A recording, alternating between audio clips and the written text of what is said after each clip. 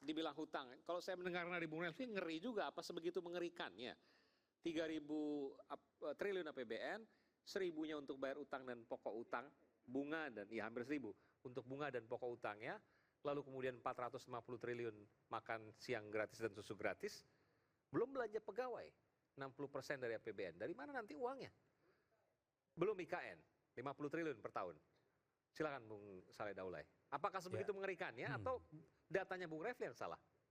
Jadi menurut saya belum 20% pendidikan, 20%. Ya, saya mulai dari ini dulu tadi, perubahan nomenklatur kementerian. Oke.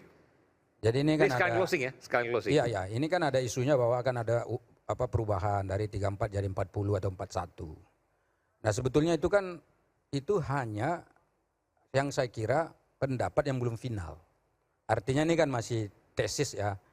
Dan kemudian itu dikomentari oleh banyak pihak. Nah, saya pikir itu ada pilihan-pilihan lain juga soal pembentukan struktur kabinet ini. Misalnya, itu kan ada kabinet yang bisa digabung. Yang sekarang itu ada digabung. Kemudian ada yang memang harus dipisah.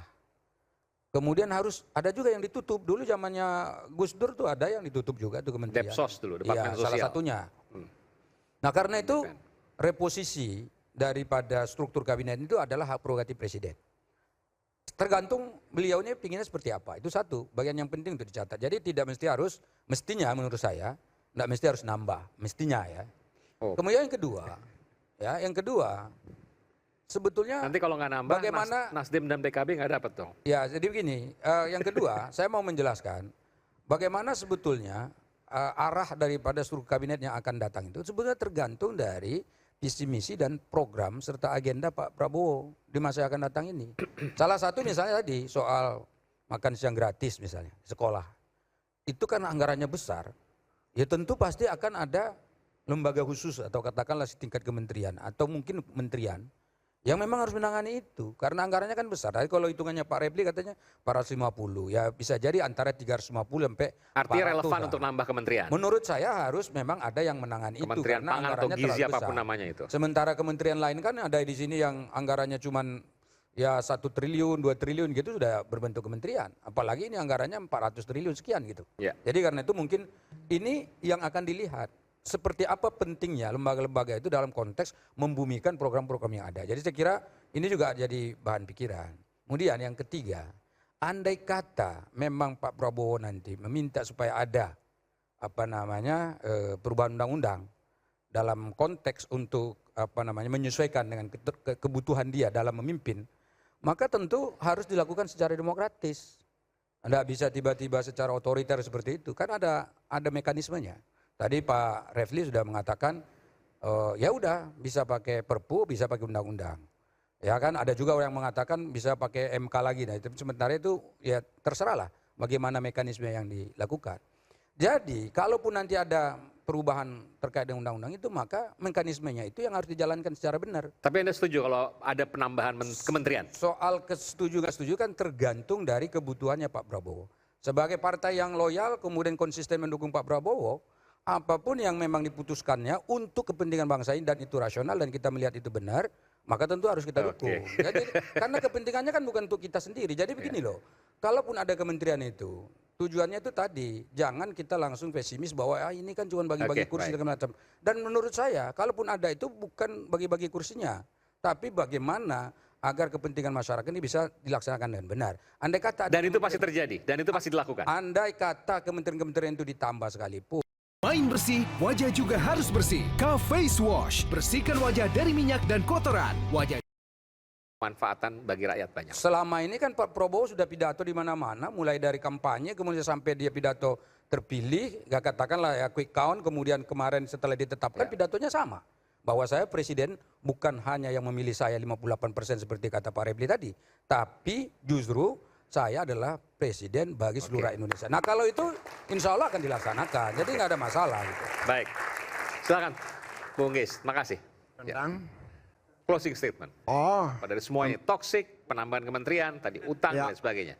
Kalau toksik kan udah jelas ya, yang toksik itu yang ada sekarang ini ketika lagi COVID, pejabatnya malah jual alat PCR, kan gitu.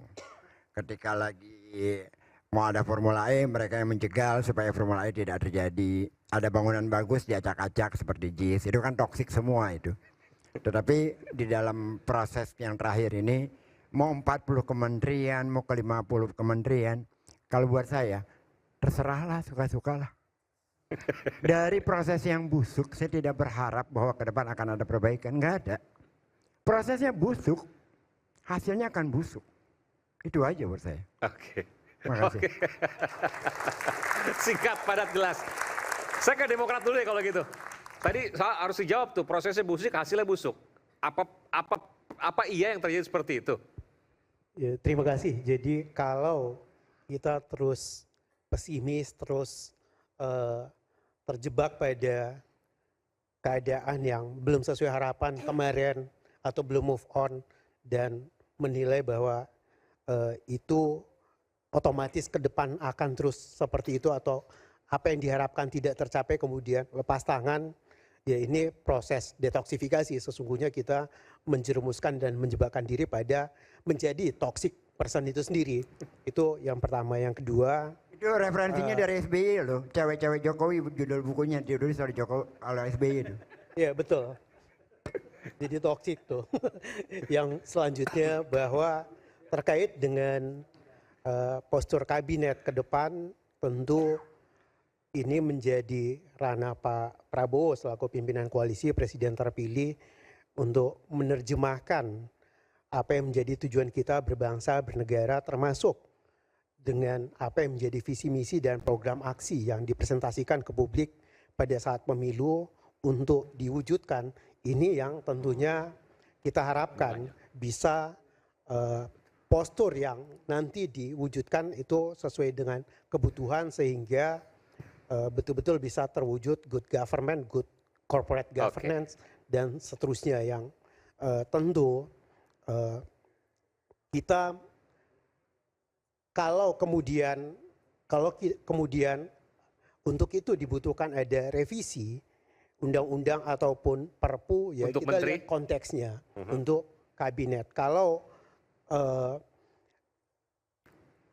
dipandang harus ada penambahan untuk itu, ya kita juga tidak boleh menyandingkan bahwa yang lebih elegan kalau pada saat menjabat sebagai presiden di awal perpu yang diterbitkan misalnya tentang presidensial threshold, karena itu dibutuhkannya nanti di 2029. Jadi kalau perpu itu tentu berdasarkan skala kebutuhan, dan kalau Tapi misalnya Demokrat setuju Pak untuk Prabowo ditambah pada ya? saat itu menerbitkan perpu terkait kabinet, ya kita setuju. Dan Kita setuju. menghormati itu. Oke. Tentang posturnya tentu ini ada waktu yang panjang sebenarnya. Ketika ini dipresentasikan ke publik, ini memberikan kesempatan kita melakukan melakukan diskursus terhadap postur kabinet ke depan. Dan Demokrat Bisa setuju saja ketika tetap hari pertama Pak 34, Prabowo ada bisa perpu saja untuk ada penambahan menteri. Itu tergantung kebutuhan nanti. Makanya ini Oke, kan ada ya, saya waktu setuju. untuk terus menguji apakah diperlukan penambahan itu atau apa yang ada saat ini. Kayaknya masih jumlah yang menyisakan. ada saat ini tinggal nanti. Berapa kursi menteri ada nanti, apakah nomenklatur protes dan atau tidak gitu. sebagainya. Jadi persoalan jalannya bisa dengan revisi, baik, bisa dengan baik. perpu. Itu dimungkinkan. Prabowo minta Silakan, langsung. Demokrat minta berapa kursi? Bung Refli silakan. Ini, Jadi tadi saya klarifikasi sedikit ya. Jadi bukan klarifikasi, data. Ini pembayaran bunga utang 2024 itu saja 497,3 triliun. Itu baru bunga. hampir 500 triliun. Hampir 500 triliun hanya bunganya toh. Belum lagi utang pokoknya. Karena kalau kita bicara utang pokok jatuh tempo itu kan harus dibayar juga. Makanya saya katakan hampir 1.000 kalau tidak salah angkanya. Nah itu satu. Yang kedua begini, kita ini memang gara-gara MK sih semuanya. MK itu mengatakan bahwa yang namanya perpu itu hak subjektif presiden. Gara-gara MK ngomong begitu, jadi presiden bisa seenaknya bikin perpu. Bahkan ketika MK memerintahkan membuat undang-undang Omnibus Law, bikin perpu juga Presiden Jokowi. Dan itu tidak dibatalkan oleh MK. Jadi menurut saya it doesn't make sense. Enggak masuk akal kalau tiba-tiba ada perpu untuk menambah kementerian.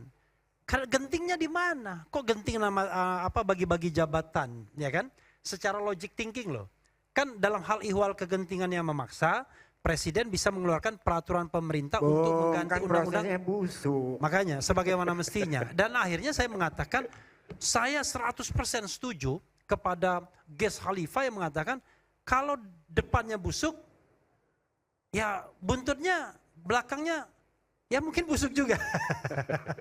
Oke. Wassalamualaikum warahmatullahi wabarakatuh. Tapi mudah-mudahan apa yang saya katakan tidak terbukti ya. Kalau terbukti saya sudah mengatakannya. Oke. Bung Zulfan silakan. Ya, sebenarnya tidak bermasalah juga mau jadi 40. Ya kan gitu. 34, 40. Substansinya kan apa bisa mewujudkan efisiensi. Tadi kan kita Ya, kalau ragu. 34 ke 40 pasti efisien 34 dong. Bang Nanti dulu. Zulfan. Kita kan bicaranya seolah-olah kalau tambah 40 tambah uang. Bisa saja kan ada yang dikurangi. Gimana? 40?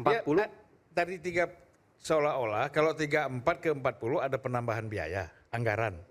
Bisa malah berkurang.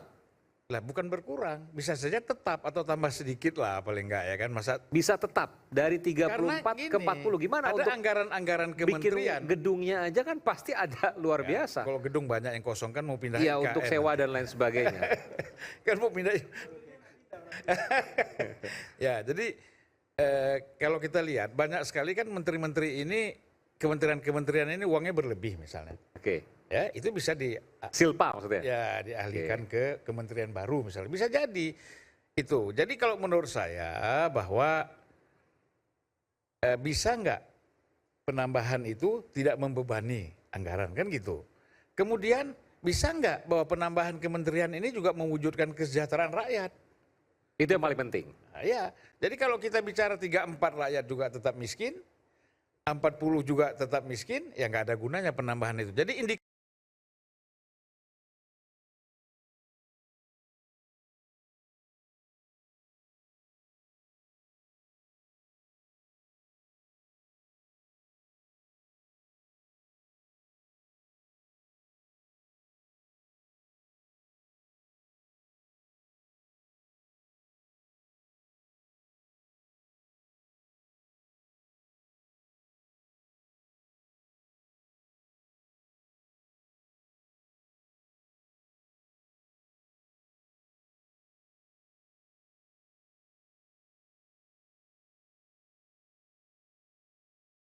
kita ini mesti jelas. Ya kan, indikator kita ini kan meningkatkan kehidupan masyarakat, rakyat. Itu indikatornya. Kalau kita bicara bangsa dan negara ini. Ya kalau kita nambah gedung, nambah yang lain-lain, tapi rakyat tetap menderita, ya menurut saya nggak ada gunanya juga kita. Nanti kita lihat nanti. Ada tambahan sedikit ya. Dulu kan kita sering mengubah nama kementerian tuh. Menkumdang dulu kan, Menteri Hukum dan Perundang-undangan, jadi Menteri Hukum dan HAM. Itu saja hanya soal kopsura Nomenklatur. dan lain sebagainya. Itu lama loh prosesnya, bisa sampai Kita 1 kan tahun dulu sendiri. industri dan perdagangan kan satu, Memperindak. Iya, ya Sekarang itu kan dipisah. ibaratnya kan satu. Tetapi ketika kemudian menjadi 40, saya membayangkan nama kementerian itu akan banyak berubah. Ya kan? Karena dia dipecah. Misalnya kalau Kementerian Perdagangan misalnya, dan industri pisah-pisah. Dan itu membuat dari sisi administrasi, surat menyurat, cap dan lain sebagainya, itu membutuhkan hal yang luar biasa. Kita Biaya. kadang-kadang mudah sekali mengubah, tapi tidak paham dengan konsekuensi administratifnya yang menurut saya tidak gampang juga. Oke, tapi kalau ya kita lihat nanti, kalau untuk kesejahteraan rakyat dan sebagainya tentu itu bisa dinilai oleh publik dan itu kemudian bisa dikritisi juga oleh orang yang publik juga. Jadi bagaimana kita melihat ini semua dan sekarang bagaimana seorang Rocky Gerung melihat ini? Silakan. Oh sambil berdiri boleh, silakan. Pak ini Pak. Tes. Saya yang duduk kalau gitu. Ya, sangat gampang melihatnya itu. Lihat ketegangan antara Alfamart, nama generiknya, Indomart, dengan Warung Madura. Sebelah sini Pak. Ya, Anda baca beberapa hari ini, retailer-retailer yang punya nama itu meminta pemerintah untuk menertibkan Warung Madura. Apa artinya itu? Artinya daya beli rakyat tidak bisa lagi pergi ke supermarket dan mereka pergi ke Warung Madura. Itu dasarnya tuh. Jadi kita bayangkan misalnya ketegangan itu. Nah kalau mau persaingan fair, biarin aja ada warung Madura, ada sistem apa namanya, jaringan retailer, itu nggak ada soal kan. Tetapi meminta pemerintah untuk bahkan menutup mungkin warung Madura ini atau melemahkan. Jadi di situ kita mulai melihat ada semacam ketegangan kelas. Itu juga terkait dengan perpu yang dibuat oleh Jokowi, yaitu Omnibus Law, yang tidak membayar buruh. Akibatnya buruh nggak bisa beli lagi, maka dia pergi ke warung Madura. Ini konsekuensi logis dari Omnibus Law, daya beli berkurang, maka warung Madura muncul untuk melayani rakyat kecil. Logikanya begitu dasarnya. Jadi gara-gara Jokowi bikin perpu, maka warung Madura tumbuh.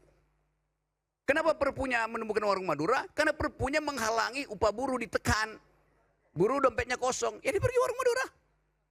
Itu logikanya begitu, analisis politik ekonomi bisa sampai situ. Jadi soal perpu, nih nambah-nambah segala macam, ya memang nggak ada poin di situ kan. Apa tadi istilahnya tuh? Perpu itu dibuat karena ada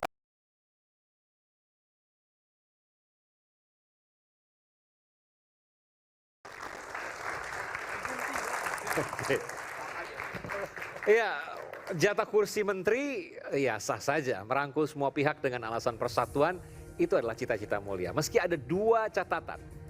Mereka yang duduk cakap bekerja dan biarkan yang lain jadi penyeimbang krisisnya. Setuju? Saya Aiman Wicaksono, sampai jumpa di Rakyat Bersuara berikutnya. Salam.